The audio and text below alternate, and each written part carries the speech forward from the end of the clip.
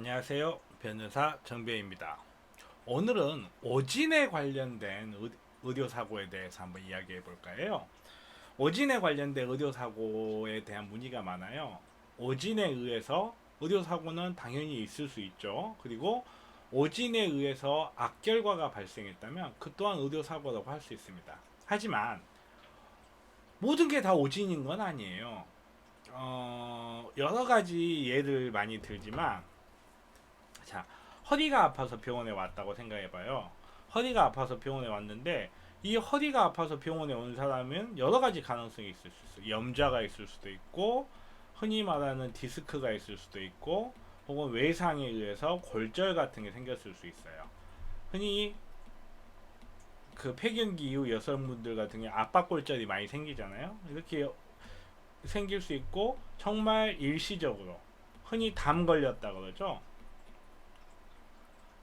근육의 비정상적인 모션이나 아니면 위치 고정으로 인한 통증일 수 있어요. 허리가 아픈 사람이 병원에 왔다. 그러면 의사들은 여러 가지 물어봐요. 어쩌다가 허리가 아프기 시작했는지, 단지 요통만 있는지, 아니면 팔다리 감각 이상이 있진 않은지, 손발이 저리다든지 감각이 이상하다든지 여러 가지 가능성을 물어봐요. 외상이 있었는지, 무리하게 일을 하지 않았는지, 여러 가지 가능성을 체크를 해보죠. 여러 가지 가능성을 체크를 해본 다음에 그 중에 어떤 하나 가장 가능성이 높은, 뭐 예를 들어서 디스크, 염좌, 외상, 여기에 따라서 이런 결과에 따라서 의사들은 거기에다 검사를 해요. 일반 엑스레이 검사를 할 수도 있고요. 그렇지 않고 CT나 MRI를 찍어볼 수도 있겠죠. 경우에 따라서는 근전도 검사나 신경전도 검사를 할 수도 있어요. 그러면 이런 여러 가지 진단 과정에서 어, 여러 가지 진단 과정에서 단지 진단명이 틀렸다는 이유로 해서 무조건 이것을 오진이라고 볼 수는 없어요. 자, 그 진단의 과정은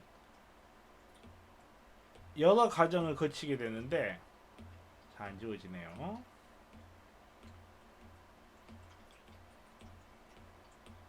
자, 예를 들어서 허리가 아프다.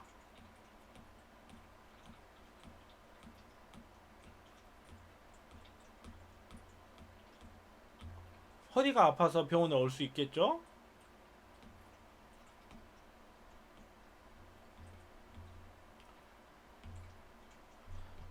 요통으로 병원에 왔다. 병원에 왔는데 팔다리가 저리다. 특별한 외상은 없다. 연세가 좀 높다. 이러면 일반적으로 디스크의 가능성을 먼저 고려를 해요.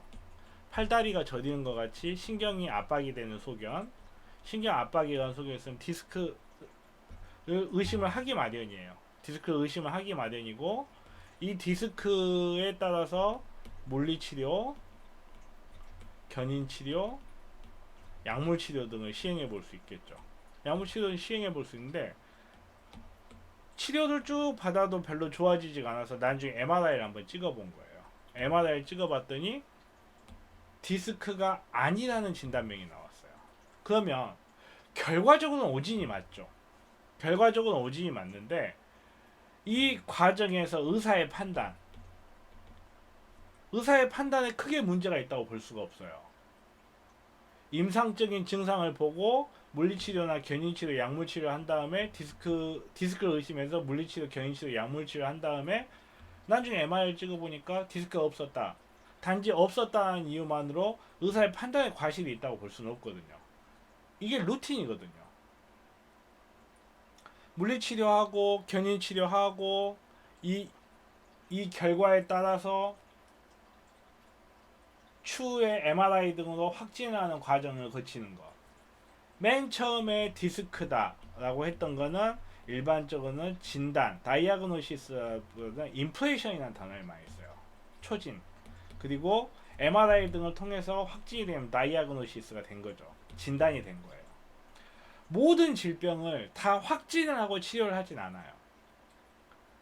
의사가 환자를 문진하고 기본적인 치료를 하면서 그에 따라서 결과를 매겨갈 수 있거든요. 자, MRI 결과 디스크가 아니었다. 그러면 내가 헛된 치료를 받은 거냐? 그게 아니잖아요. 일반적으로 요통, 염좌에 의한 요통도 유사한 치료가 되거든요. 결국 수술을 하지 않는다면 MRI의 진단적 가치 자체가 떨어져요. 확진을 해도 MRI 디스크라고 확진을 해도 수술을 할 정도가 아니면 결국 물리치료, 약물치료 등으로 가게 되고 일반적인 염좌라 하여도 물리치료, 약물치료로 가게 되는 거예요. 그러면 처음 의사의 진단 자체에 과실이 있다라고 보기도 어렵고 정상적인 루틴을 따라온 거기 때문에 그리고 어떤 진단이 내려졌다고 하더라도 결국은 물리치료나 견인치료 등의 과정을 거칠 수밖에 없기 때문에 손해와 인과관계도 없는 것이 돼요. 이런 이유로 어떤 경우에나 무조건 다 오진이라고 할 수는 없는 거예요. 예를 들어서 감기에 걸려서 기침을 해요. 기침을 하는데 환자의 히스토리를 보니까 특별한 게 없어요. 그러면 일반적으로 감기로 보고 진해거담제라든지 해열제 등을 처방을 해주겠죠. 이렇게 한 3, 4개월 치료를 했는데 환자가 좋아지질 않는 거야.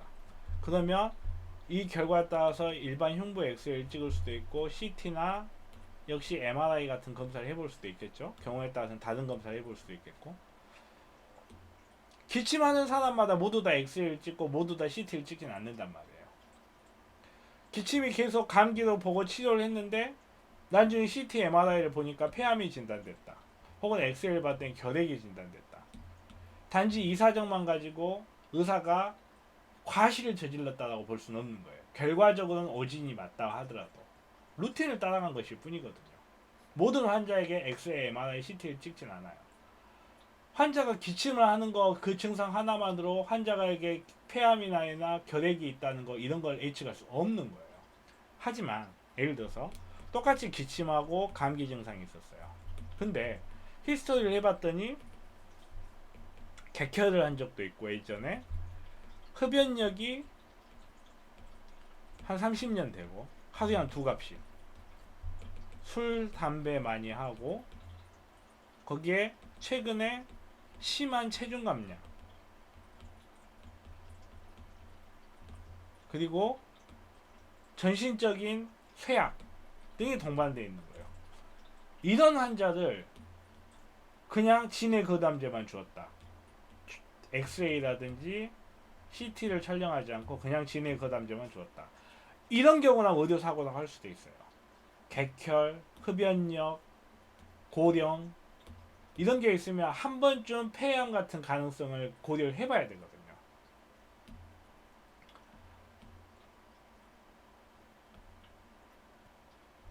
똑같이 기침감기로 병원에 내원을 했다 하더라도 아기다.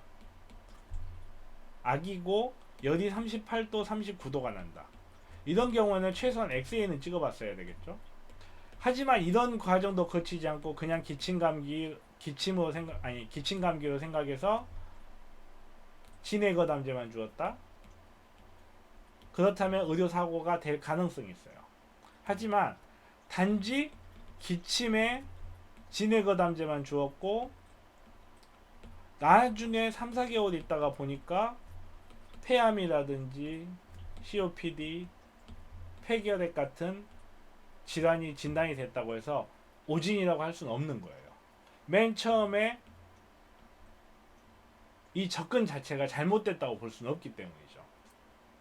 이렇듯이 초기에 환자가 어떤 상태에서 병원을 내원했고 환자의 상태가 악결과를 예상할 수 있었느냐 없었느냐가 중요한 거지 단지 최종 진단명과 맨 처음에 인프레이션과 맨 마지막에 최종 진단의 최종 다이아그노시스가 다르다는 이유만으로 오진에 의한 의료사고라고 판단할 수 없는 겁니다. 허리도 마찬가지예요. 허리도 치료를 받다 보니까 디스크였다. 그러면 맨 처음에 진단이 잘못된 거 아니야? 그렇지 않아요. 디스크라는 의심을 받았고 디스크가 있을 수 있다라고 했는데 나중에 확인해 보니까 디스크가 아니었다. 그렇다고 해서 의료사고로 볼 수는 없는 겁니다. 이전에 한번 다룬 적이 있지만 맹장 같은 경우에 흔히 이런 게 많이 생겨요. 맹장 같은 경우에 급성 충수염이죠. 복통, 우하복부.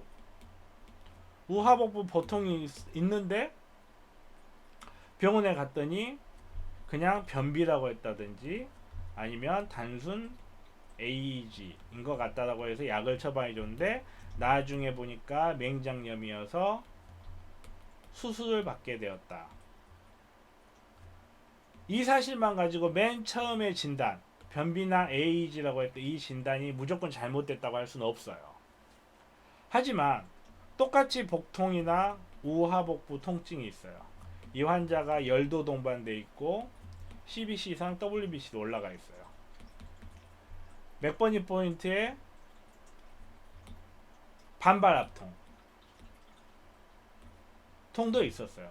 이런 상황이 됐음에도 불구하고 맹장염, 급성 충수염의 가능성을 고지하지 않고 환자를 그냥 퇴원시켰고 이것 때문에 악결과가 발생했다.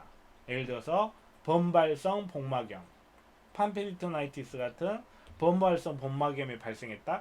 이런 경우라면 맨 처음에 오진이라고 할 수 있어요. 왜냐하면 몇 번이 포인트에 반발 압통이라든지 열, WBC가 올라가는 이런 증상들은 맹장을 강하게 시사하는 증상이기 때문에 그래요. 단지 우하복부 통증만 있고 반발 압통조차 없었다. 이런 경우에는 나중에 맹장이라는 진단을 받았다 하더라도 의사에게 과실이 있다고 볼 수는 없어요. 진단이라는 과정은 세상에 어떤 의사도 기침을 3일 동안 했고 열이 38.5도니까 이건 COPD다 이렇게 진단할 수 있는 의사는 없어요. 환자의 히스토리라든지 기침, 예를 들어서 기침을 하는 환자라면 이 기침을 할 수 있는 수백 가지의 질병 중에 환자의 히스토리라든지 인종적 특성, 환자의 헤비텟 등을 보고 몇 개의 질병, 의심되는 몇 개의 질병으로 좁혀가는 거예요. 감기, 인후염, 알레르기, 폐암, COPD, 결핵 이런 것 중에서 환자의 약물에 대한 반응이라든지 환자의 전반적인 상태로 봤을 때 중한 질병이 의심이 된다면 CT, MRI를 찍는 거고 그렇지 않다면 일반적인 약만 투여하면서 지켜보는 거예요. 이게 원칙이에요. 그냥 단지 기침했던 사람이 약을 먹었는데 좋아지지 않아서 나중에 진단을 받아보니까 폐암이었다. 이것만 가지고는 의료사고라고 볼 수 없다는 겁니다.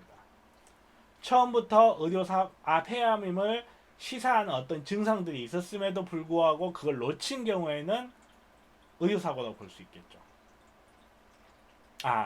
의료사고가 아니라 의사의 과실이 있다고 볼 수 있겠죠. 의사의 과실이 있다고 볼 수 있고 이런 경우에는 의료 분쟁의 대상이 되겠지만 그렇지 않고 단지 맨 처음에 인프레션과 마지막에 다이아그노시스 진단명이 다르다. 이것만 가지고는 의사에게 과실이 있다고 볼 수가 없다는 겁니다. 의사가 환자의 어떤 이야기만 듣고 환자의 전반적인 상태라든지 증상만 보고 환자를 진단할 수 있다면 수백억 수십억 시간은 의료기기가 존재할 이유가 없죠. 불확실하니까 검사를 하는 거고 불확실하니까 지켜보는 거죠. 의료라는 것은 불확실성이 너무너무 많은 분야입니다. 그렇기 때문에 동일한 상황, 동일한 결과라 하더라도 그 중간 단계에 따라서 의사의 과실이 추정이 되는 경우도 있고 의사의 과실이 추정이 되지 않는 경우도 있는 겁니다. 오진에 의한 악결과 무조건 의료사고의 대상이 되지 않고 의료 과실이라고 추정할 수도 없다는 거 기억해 주시기 바랍니다. 자, 오늘은 오진과 의료 분쟁에 대해서 이야기를 해봤어요. 의료 분쟁, 의료 사고에 대해서 유익하셨다면 좋아요, 구독하기, 알람 설정까지 부탁드릴게요. 변호사 정변이었습니다.